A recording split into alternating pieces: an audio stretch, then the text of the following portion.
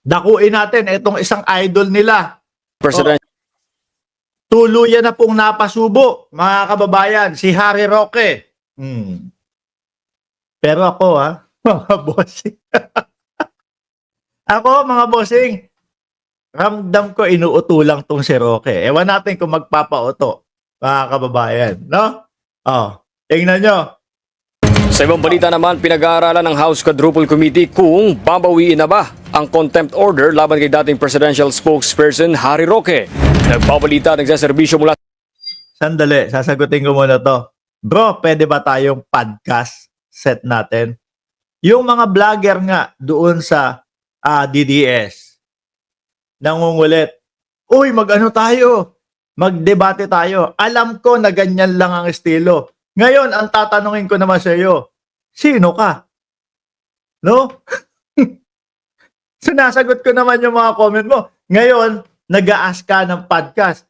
Tanong ko sa iyo, sino ka? Kung yung mga vlogger ninyo doon na may mga tagba 100,000 subscriber, 70,000 subscriber, nangungulit na magkaroon ng debate, hindi ako pumapayag dahil alam ko na yung mga DDS po, kapag ka tinanong nyo mga kababayan o kapag nakipagdebate kayo, paiikot-ikutin lang. Kapag ka nasagot mo, iba ang itatanong. Kapag ka nasukol mo, wala, magpapalusot.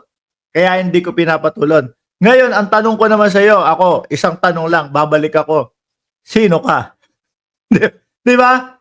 Sino ka? Ano pangalan mo sa social media? Yan lang. Yun lang tayo, ganun lang tayo. Sa kamera si Pamela Vasquez. Pam.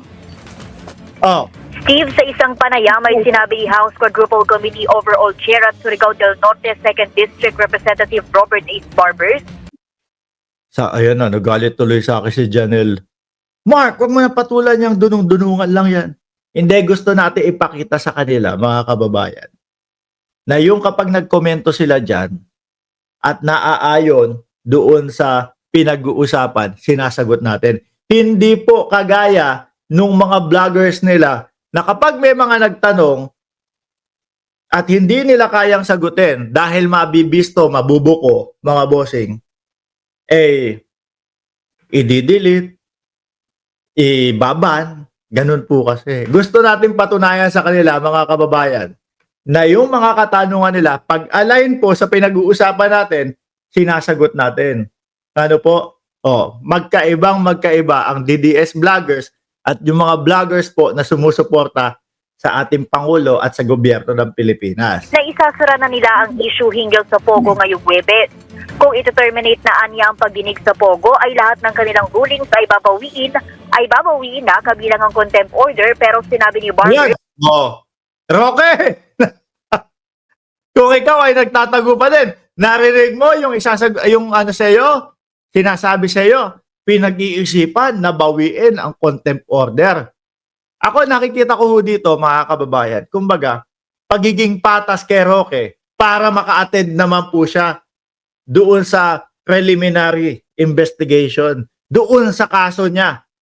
No? So, sa kasong isinampa sa kanya na qualified human trafficking. Aba, mabigat po yan, mga kababayan. Kung hindi ho ako nagkakamali, kapag kaisa, yung biktima mo, may bail. Pag dumalawa na, pataas, wala na hong bail, mga bossing. Siguro iniisip o sinasabi ni Harry Roque, paano ako lilitaw? Merong pagpapatawag sa akin na hindi ko na ginampanan ang House of Representative. Hindi ko na pinuntahan. Nakapagpangako ako doon, no? Nadadaling ko yung mga dokumento na magpapatibay na hindi galing sa Pogo yung pera ko. Kaso hindi po inatinan, mga bossing. So ngayon, mukhang iniisip po ng House na tanggalin na po, no? Dahil nga kumbaga tapos na para lumitaw na si Roque at makasagot na doon sa kanyang kaso. Tuloy natin. Na pag-uusapan pa nila kung ano ang gagawin sa kaso ni Roque. Matatanda ang pinatawag si Roque ng contempt dahil bigo itong maibigay ang mga itinasampina na dokumentong may Biruin niyo po, mga kababayan, yan po ang itsura ni Roque. Bago po yung contempt. Yan po ang itsura ni Roque. Bago yung hanapan ng mga ebidensya na makakapagpatunay na yung mga kaperahan niya hindi galing sa Pogo. Biglang nung, eto, recent na lang po, ang itim ng mata, ang payat na, nangingitim yung muka. Sabi ko sa inyo, stress na yung mga yan. No, kakatago, hindi na makatulog. Bakit? Baka kapag ka natulog, paggising, merong mga ganun, no, lumalambitin na posa sa harap niya. O, Roque, gising ka na. Halika na, pupunta na tayo ng kongreso. Di ba? Nalaman sa Pogo. Humiri din si Roque ng writ of amparo sa Korte Suprema, ngunit hindi siya pinagbigyan. Kasalukuyan naman siyang nasa ibang bansa. Ako yung sinasabi na kasalukuyang nasa ibang bansa, mga bossing. Di ako naniniwala dyan eh. No? Lalo na galing sa bibig po ni Roque. Lalo na galing po sa bibig ni Vice Presidente Inday Sara Duterte. Ang nakikita ko ho dyan, mga bossing, is yung tipo ho bang nililigaw nila, mga kababayan, yung mga gustong umaresto kay Roque, yung mga alagad ng batas na napag-utusang arestohin si Roque. Pag sinabi nga naman na, wala na ako sa bansa, wala na ako dyan, ganito, ganyan. Titigil na yung kapulisan o titigil na po yung mga PNP para hagilapin si Roque. Yung pala, nandiyan lang, paikot-ikot lang po. Nakikita ko strategy na lang po nila yan, mga kababayan. Pero nandiyan pa din po sa loob ng bansa yan. No? Kaserbisyo mo sa Kamara, Pamela Vasquez para sa Teleradyo Serbisyo at Radyo 630.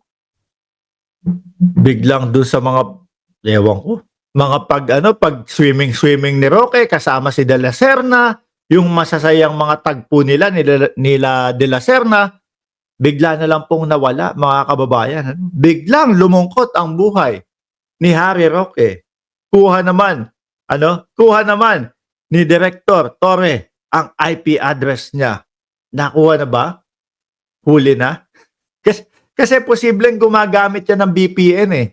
No? Yung tipo bang pag inon mo yung VPN na yon, imbis na sabihin, eto nasa Pilipinas, hindi. Ipapakita ng VPN na yun, nasa Hong Kong siya. Yung VPN gumagamit ng gano'n si Roque, mga kababayan. Biruin mo, nagtatago, hindi kaya naharapin. O Roque, ngayon, mukhang tatanggalin na yung contempt order sa'yo. Aba, lumabas ka na dyan. Ipagtanggol mo na ang iyong sarili. Di ba magaling ka? Ipagtanggol mo na ang iyong sarili. Bakit sila nagtatago kung wala naman palang kasalanan? Correct po, Sunmi. Napakasimple, di ba? Ganon din po sa Office of the Vice President. Ganon din po sa Vice Presidente. Bakit kailangan magpaligoy-ligoy? Bakit kailangan magkaroon ng pasuka-suka, si Sulayka, para lang maiwasan yung mga katanungan. Di ba, mga bossing? Etong mga ito, nasimulan, kanino ba? Kasi mga Duterte yan eh. Nasimulan ni Bantag. Si Tebes pauwi na. No? Malapit na po umuwi yan. Kasi napagbigyan na po ang Pilipinas na iuwi dito ikulong si Tebes. Si Bantag, tago. Si Tebes, nagtago din. Si Kibuloy, nagtago din. Dalawa doon. Kuha na ng batas. Pangatlo, itong si Roque. Di ba? Pangatlo, itong si Roque. Susunod, baka si dating Pangulong Duterte, magtago na din yan. Si Bato, magtago na din yan. Si BP Sara, nagtatago na ngayon. Uy, Mark!